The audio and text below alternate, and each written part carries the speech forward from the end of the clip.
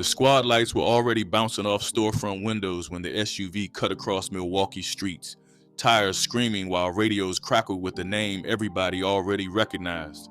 Speeds climbed past reason, corners came too fast, and the driver kept pushing like stopping was never part of the plan he had rehearsed. Officers knew who it was long before the crash, while neighbors watching from porches already whispered Deadend Quan under their breath. That moment did not arrive by accident, since it was built through years of choices stacking quietly, one after another. To understand why that night felt unavoidable, the story has to rewind far past sirens, headlines, and courtrooms. Before the name Deadend Quan meant anything outside Milwaukee police briefings, Marquand Owens grew up on the city's north side, where streets often stopped short and futures usually did too. Dead-end blocks shaped daily habits, since movement stayed local, faces stayed familiar, and everybody knew who belonged where by simple repetition. Marquand learned early that reputation traveled faster than people, so mistakes lingered while respect had to be guarded carefully through consistent behavior. Neighbors remember him as quiet but observant, someone who listened more than he talked while absorbing how older guys handle pressure, money, and conflict. Those blocks produced routine more than chaos, since survival there came from understanding patterns rather than chasing excitement or attention. Young Marquand watched how loyalty formed through shared silence, how disagreement stayed contained, and how disrespect spread when someone moved sloppy. School never fully held his focus, since street economics offered quicker feedback than classrooms ever promised. By his late teens, minor hustles started filling gaps, moving small product locally while staying beneath serious attention from Milwaukee police units. Music entered his life without fanfare, starting as something played around friends instead of a declared dream with grand expectations attached. He recorded rough tracks using borrowed equipment, rapping about familiar corners, local faces, and nights spent circling the same blocks. Those early songs did not travel far, yet they gave him something steady to build on, while other income streams stayed unpredictable. Cash from hustling paid for studio time, while studio sessions reinforced the image he carried back outside, tightening the loop between both worlds. The nickname Deadend Quan did not appear overnight, since it grew naturally from geography and mindset rather than branding strategy. Friends called him that, first as a location marker, referencing the dead-end street where he spent most of his time. Over time, the name picked up meaning, describing someone who stayed planted where others drifted, stubbornly rooted in familiar territory. That attachment worked both ways, offering protection through familiarity, while also limiting escape routes when trouble showed up. Police encounters stayed small during these years, mostly stops, questioning, or short holds that ended without major charges. Those interactions taught Marquand how law enforcement watched patterns rather than individuals, shaping how he moved afterward. Instead of scaring him straight, those moments sharpened his awareness, reinforcing caution instead of discouraging participation. Each release back onto the street felt like confirmation that he could navigate pressure without folding. By his early 20s, arrests started stacking slowly, tied to drug possession and distribution, pushing him into short prison stints. Time inside introduced him to older inmates who spoke plainly about longevity, discipline, and avoiding unnecessary noise. Rather than breaking habits, incarceration refined them, stripping away sloppy behavior while reinforcing calculated movement. When Marquand returned home after release, Deadend Quan felt less like a nickname and more like a permanent identity shaped by experience. After returning home, Marquand Owens leaned harder into music while never fully stepping away from the street income, letting both operate side by side. He founded Deadend ENT as a small independent label, handling recording, visuals, and distribution through personal connections rather than industry support. Early videos showed familiar Milwaukee backdrops, simple camera work, and lyrics grounded in daily reality instead of exaggerated fantasy. Money featured heavily in those clips, not as flashy symbolism, but as documentation of success measured locally. Stacks of cash served practical roles, funding studio sessions, video shoots, and transportation across neighborhoods without outside help. That visibility reinforced his credibility, since listeners recognized that nothing in the videos looked rented or staged, at the same time showing that wealth tied him closer to the source of those earnings, tightening scrutiny from both rivals and authorities. Milwaukee's opioid crisis intensified during this period, flooding the city with fentanyl while overdose numbers climbed year after year. That environment created demand that stretched beyond neighborhood dealers, opening space for organized distribution networks. According to federal investigators, Quan connected with an East Side crew tied to the 3,278 gang, expanding reach and volume.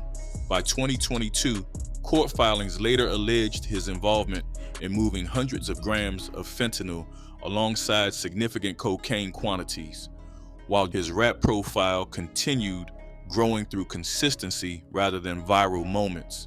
He collaborated with local artists, including Joe Pablo, strengthening ties within Milwaukee's underground music scene. Their joint project, Take Notes, released in early 2024, highlighted Marquand's steady delivery and street-rooted perspective. Local outlets acknowledged his momentum, describing him as a commanding presence with a prolific output during that stretch. Music and dealing fed each other without clear separation, since lyrics reflected lived experience while income supported artistic production. Phones used for business doubled as contacts for studio sessions, blurring boundaries further with each passing month. Law enforcement later noted how burner phones, cash movement, and recorded lyrics overlapped during their investigation. By late 2022 and into 2023, his name circulated quietly among investigators tracking multi-county narcotics distribution. Surveillance focused on patterns, vehicles, and associates rather than music releases or online presence. Marquand remained unaware of the scope, continuing daily routines that balanced studio time with operational responsibilities. That confidence set the stage for the stop that would eventually pull everything into the open. As Marquand Owens settled into his rhythm, the work stopped looking like scattered hustles and started resembling a system built on repetition, trust, and predictable movement across familiar routes. Instead of one-off handoffs, product began traveling through planned lanes that linked Milwaukee's north side to nearby suburbs and surrounding counties. Those lanes relied on timing more than flash, using short trips, rotating vehicles, and handoff space just far enough apart to avoid obvious overlap. People around him noticed the difference, since volume replaced improvisation while coordination quietly tightened. The expansion did not happen through loud alliances or public claims, since most connections formed through shared introductions and mutual convenience rather than ceremony. One contact led to another, each vetted through small tests that measured reliability under pressure. Fentanyl moved alongside cocaine, each serving different markets while sharing the same transportation logic. Over time, Marquand's role shifted from mover to organizer, handling direction while others handled delivery. That structure required consistency, so communication became disciplined, relying on rotating phones and short exchanges instead of long conversations. Burners stayed active briefly, then disappeared, replaced by new numbers circulating through trusted circles. Stash locations shifted frequently, favoring places that blended into daily routines rather than abandoned properties that attracted attention. The system valued invisibility, aiming to look ordinary even while moving dangerous quantities. The East Side crew connected to 3,278 entered this picture gradually, referenced more as an operating environment than a banner to wave. Their involvement provided access to established routes and additional manpower without changing how Marquand carried himself publicly. The affiliation functioned as infrastructure, not identity, offering reach without demanding representation. For outsiders, the connection remained easy to miss, since nothing about his image suddenly changed. By 2022, federal filings later alleged that quantities climbed into hundreds of grams, reflecting sustained throughput rather than occasional spikes. That scale required planning across jurisdictions, using county lines as buffers rather than boundaries. Product flowed through West Allis, Wauwatosa, and other nearby areas, each chosen for proximity and predictability. Those moves spread risk while increasing earnings, reinforcing the system's appeal.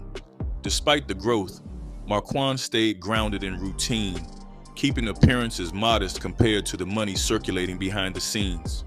Studio sessions continued, videos dropped, and collaborations expanded, providing a public rhythm that distracted from operational changes. Friends saw him working constantly, though few understood how layered his days had become. That balance between visibility and discretion defined this phase. Law enforcement attention did not arrive suddenly, since agencies first noticed repeated patterns instead of dramatic events. Traffic stops, informant tips, and small seizures began aligning across reports, hinting at coordination rather than coincidence.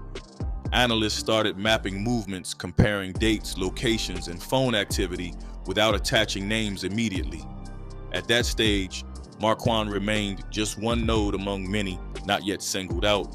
In June 2023, a routine traffic stop in West Allis disrupted that quiet rhythm without announcing its significance at the time. Officers pulled over a vehicle unrelated to Marquand directly, finding fentanyl packaged in a way that suggested distribution rather than personal use. That seizure appeared small on its own, yet details mattered, especially phone numbers, packaging style, and destination hints. Investigators logged the information, not knowing it would soon anchor a larger picture. Those phones opened doors quietly as analysts traced contacts that overlapped with previous stops across Milwaukee County. Call patterns showed short bursts followed by silence, consistent with burner usage rather than casual communication. Locations tied to those numbers appeared repeatedly, pointing towards shared stash spots and meeting points. Each data point reinforced the idea of an organized pipeline operating consistently. As weeks passed, agencies compared notes, realizing similar patterns appeared in multiple jurisdictions. The Milwaukee Police Department looped in federal partners, including DEA agents and Wisconsin state investigators. A task force formed naturally from shared curiosity rather than dramatic urgency. Their focus stayed analytical, tracking movement instead of rushing arrests. Surveillance followed patterns, watching vehicles rotate through known areas without obvious reason. Officers observed handoffs that looked ordinary to passersby, blending into traffic and daily life. Cameras captured movements that confirmed timing rather than identity, establishing routines over personalities. Every observation added depth to the map, forming behind the scenes. Investigators noticed how certain phones activated near studio locations, then reappeared near stash houses hours later. Cash deposits followed predictable rhythms, avoiding large sums while maintaining steady flow. Each connection strengthened the case quietly. Marquand remained active during this period, releasing music, recording interviews, and moving confidently through familiar neighborhoods. Nothing in his public behavior suggested awareness of increased scrutiny. Studio schedules stayed full, while street operations continued without interruption. That confidence came from years of navigating pressure without consequence. Behind him, the task force refined its focus, narrowing attention towards central organizers rather than peripheral runners. Analysts identified Marquand as a consistent presence across multiple data sets, tying phones, locations, and associates together. Still, patience guided their approach, favoring completeness over speed. Arrests stayed on hold while evidence accumulated. By late 2023, surveillance confirmed enough overlap to justify deeper monitoring, including wiretaps and coordinated observation. Agents watched patterns repeat, noting how quickly replacements appeared when phones disappeared. The system proved resilient, adapting smoothly to minor disruptions. That resilience convinced investigators they were tracking something substantial. Throughout it all, Marquand kept moving with the same assurance that carried him through earlier encounters. To him, the summer felt productive, filled with music progress and steady income. The stop in West Allis barely registered, filed away as someone else's problem. Meanwhile, the frame around him tightened quietly, waiting for the moment to close. January 2024 arrived cold and tense in Milwaukee, with streets slick from winter and nerves already stretched thin across the north side. When officers spotted Marquand Owens driving his gray SUV that afternoon, the moment carried weight even before lights came on. Instead of easing over, Marquand pressed the accelerator, committing to a decision made in seconds that would define everything afterward. That choice reflected instinct more than planning, shaped by years of avoiding pressure through movement rather than confrontation. The chase unfolded fast through the residential blocks, with speeds climbing past 100 miles per hour as traffic signals blurred into background noise. Marquand cut across lanes, jumped curbs, and briefly drove along sidewalks, forcing pedestrians to scatter instinctively. Each turn showed urgency rather than strategy, suggesting a mindset focused on escape instead of outcome. Officers followed protocol, backing off at moments, then closing distance again as the SUV kept moving. The pursuit ended violently at the intersection of 36th Street and Stark Street, where Marquand lost control and crashed into a tree. Metal folded inward, glass shattered, and the vehicle finally stopped after minutes that felt longer than they were. Officers rushed in, weapons drawn, finding Marquand alive, shaken, and quickly detained. That sudden stillness contrasted sharply with the chaos seconds earlier. A search of the wrecked SUV produced items that would later anchor the case, though at the time they looked like familiar tools of the trade.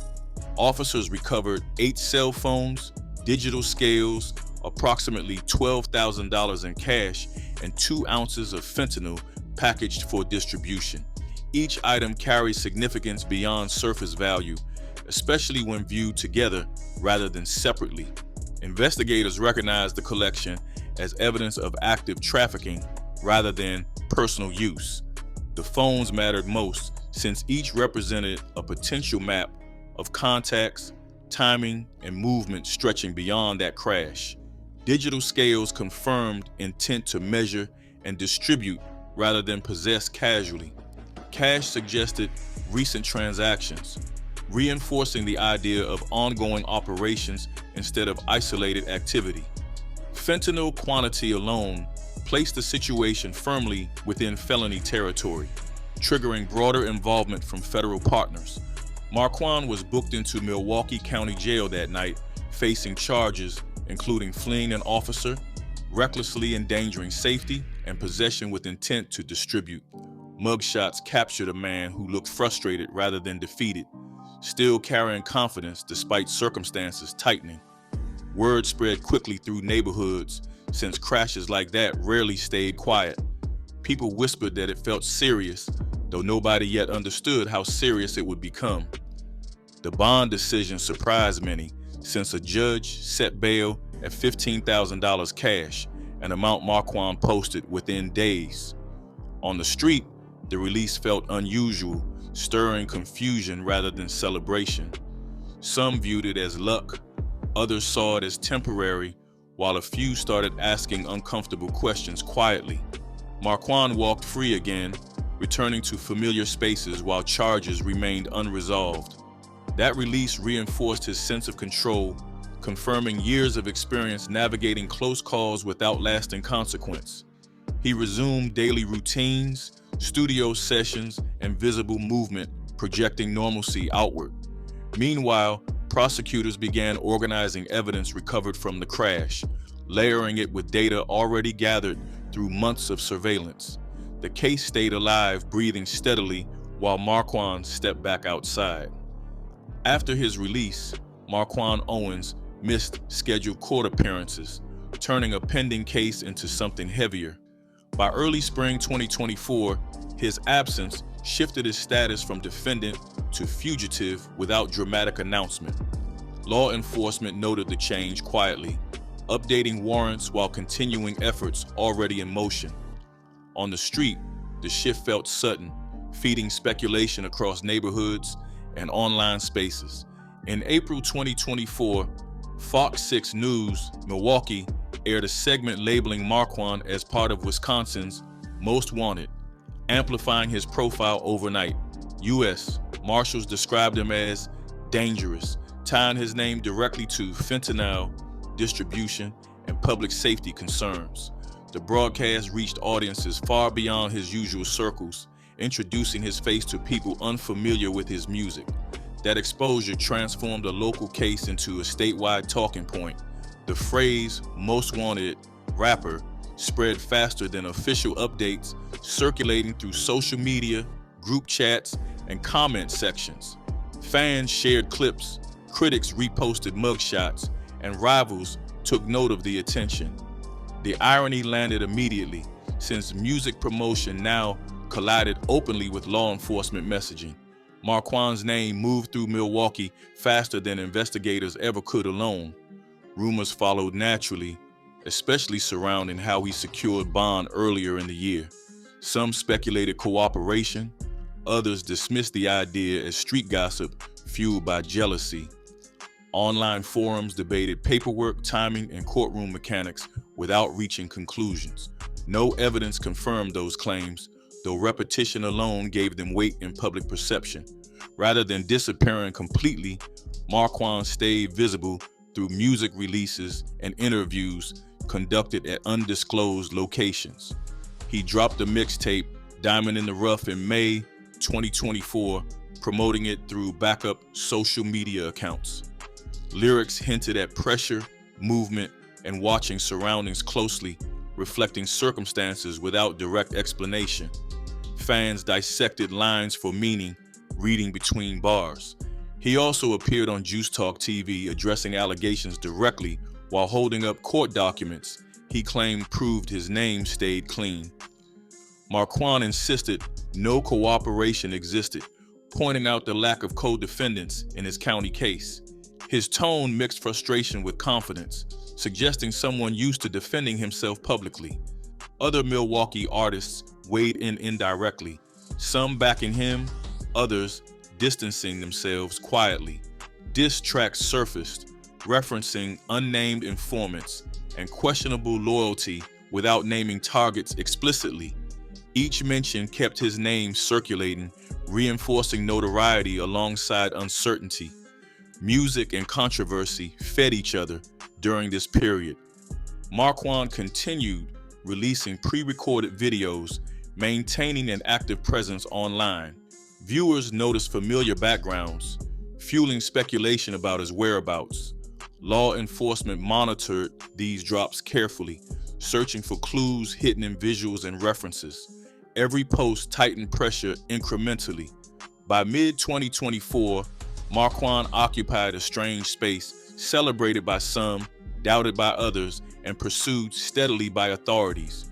He remained active, recording, speaking, and asserting innocence while avoiding capture. That visibility kept him relevant, though it also kept him exposed. The story stayed unfinished, hanging between music and warrants as the search continued. By late spring into summer 2024, Marquand Owens lived in a strange overlap where freedom and confinement existed at the same time, shaped by movement, caution, and constant calculation. He avoided fixed locations, rotated places to sleep, and relied on trusted intermediaries to handle everyday logistics. Even while staying mobile, he refused to disappear completely, choosing visibility on his own terms rather than silence. That choice reflected confidence built over years of navigating pressure without collapsing under it. Music became the main outlet during this stretch, offering structure while everything else stayed unstable. Tracks released during this period leaned heavier into themes of watchfulness, loyalty, and staying alert, without naming situations directly. Listeners familiar with his circumstances heard tension in delivery, though lyrics never crossed into admissions. Bravado remained present, though tempered by lines suggesting constant motion and limited trust. Interviews followed a similar tone, with Marquand speaking calmly while sidestepping specifics that could lock him into contradictions. He emphasized independence, frustration with rumors, and commitment to his craft, presenting himself as focused rather than rattled. Viewers noticed controlled body language, careful phrasing, and a refusal to overshare. That restraint contrasted with expectations of someone supposedly cornered. Social media posts appeared sporadically, often delayed or routed through backup accounts managed by associates. Photos avoided identifiable landmarks, favoring close frames and neutral backgrounds. Captions stayed vague, focusing on music drops or gratitude toward supporters. Each post reassured fans while frustrating critics hoping for slips. Street reactions split during this period, reflecting deeper divisions about credibility and loyalty. Some stood firmly behind him, pointing to the lack of confirmed cooperation and ongoing productivity as proof of authenticity. Others grew distant, unwilling to risk association amid uncertainty and speculation. Conversations shifted from admiration to caution, altering how his name traveled locally. Diss tracks and subliminal references surfaced from rival artists, questioning integrity without direct accusations. Those releases rarely mentioned him outright, relying on implication understood by local audiences. Each mention kept rumors alive while avoiding legal exposure. The tension played out quietly across playlists and comment sections. Despite the noise, Marquand continued recording, often using sessions as moments of focus amid uncertainty. Studio time offered predictability, anchoring days otherwise shaped by movement and vigilance. Producers described sessions as efficient, with Marquand arriving prepared and leaving promptly. Music remained work, not therapy, during this phase. Law enforcement maintained distance publicly, resisting the urge to escalate through visible pressure. Surveillance continued discreetly, tracking online activity, known associates, and patterns reported through tips. Agencies prioritized patience, allowing Marquand's visibility to generate its own leads. Silence from authorities contrasted sharply with chatter everywhere else.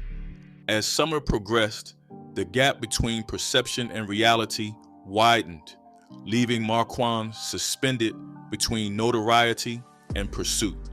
He stayed active, asserting innocence while navigating fractured trust and constant observation. That balance required energy and discipline, neither of which showed signs of breaking yet. The situation remained unresolved, tightening gradually without announcement. Reports placed Marquand moving through familiar corridors, relying on routines that once offered safety. Investigators cross-referenced sightings with vehicle data, phone pings, and known associates' movements. Each confirmation reduced uncertainty incrementally. The final encounter unfolded after police responded to a reported disturbance in Milwaukee, where a man matching Marquand's description fled as officers arrived. That moment introduced chance into an already narrowing pursuit, accelerating timelines unexpectedly. Officers initiated pursuit, recognizing the fugitive almost immediately. What followed lacked the chaos of January, replaced by inevitability. Marquand attempted escape again, though circumstances differed sharply from earlier chases. Streets offered fewer exits, and attention arrived faster this time. Officers coordinated efficiently, anticipating moves rather than reacting late. The pursuit ended without spectacle, concluding months of movement abruptly. Arrests followed quickly, with confirmation spreading first through law enforcement channels before reaching the public. U.S. Marshals announced his capture days later, framing it as the result of sustained cooperation and community assistance. 8 months on the run ended without celebration or commentary from Marquand himself. Silence replaced visibility overnight. With custody secured, focus shifted toward the federal case already waiting beneath state charges. Prosecutors outlined a conspiracy involving multiple defendants connected through narcotics distribution across southeastern Wisconsin. Court filings described quantities including fentanyl, cocaine, and methamphetamine, reflecting scale rather than isolated activity. Marquand appeared among nearly 20 named individuals. The structure of the federal case emphasized organization, with roles defined across transportation, storage, and distribution. Evidence included surveillance records, phone analysis, seized drugs, and financial tracking. Mandatory minimum sentencing guidelines introduced real exposure, potentially exceeding a decade before enhancements. The tone shifted from pursuit to consequence. Several co-defendants entered plea negotiations by late 2024, signaling fractures within the organization. Cooperation became a possibility, though details remained sealed due to ongoing proceedings. Prosecutors prepared for trial scenarios while managing overlapping cases. Momentum moved decisively away from Marquand's control. Held without easy bond this time, Marquand adjusted to confinement while legal teams prepared responses. Court appearances replaced interviews, and filings replaced lyrics as the primary form of communication. The pace slowed externally while pressure intensified internally. Control transferred fully to the system he once navigated around. By the end of 2024, Marquand Owens no longer dictated movement, timing, or narrative.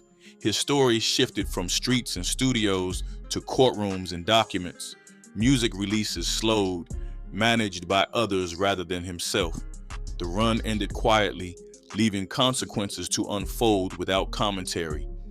After the lights faded and the court process replaced street movement, Deadend Quan settled into a different kind of presence across Milwaukee, one shaped more by memory than motion.